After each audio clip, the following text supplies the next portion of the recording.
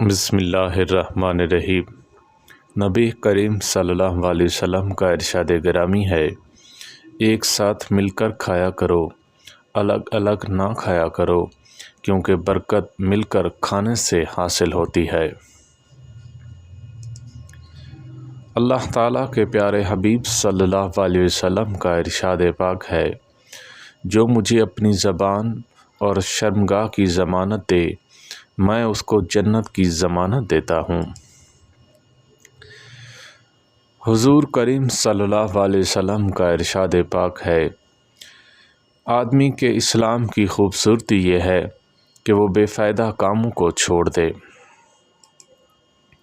حضور نبی کریم صلی اللہ علیہ وسلم کا ارشاد پاک ہے، حضرت انس رضی اللہ تعالیٰ عنہ سے فرمایا، بیٹے جب تم گھر میں داخل ہو تو گھر والوں کو سلام کرو، اس سے تمہارے لیے اور تمہارے گھر والوں کے لیے برکت ہوگی۔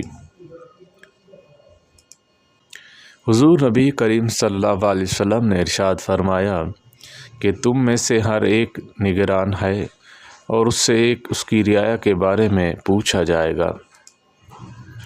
حضور نبی کریم صلی اللہ علیہ وسلم کا ارشاد ہے، تحفوں کی تقسیم میں اپنے اولاد کے درمیان برابری کرو، اگر کسی کو کسی پر فضیلت دینی ہے تو بیٹوں کو بیٹیوں پر دو۔ حضور نبی کریم صلی اللہ علیہ وسلم کا ارشاد پاک ہے، تمہارے ماں باپ تمہارے لیے جنت بھی ہیں اور دوزخ بھی۔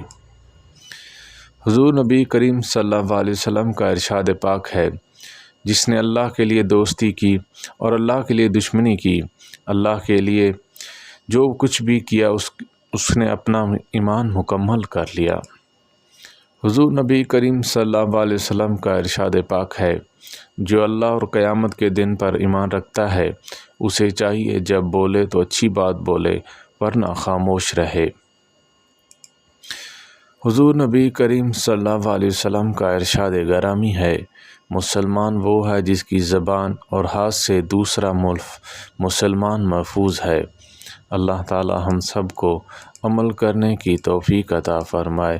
وآخر دعوانا ان الحمد للہ رب العالمین۔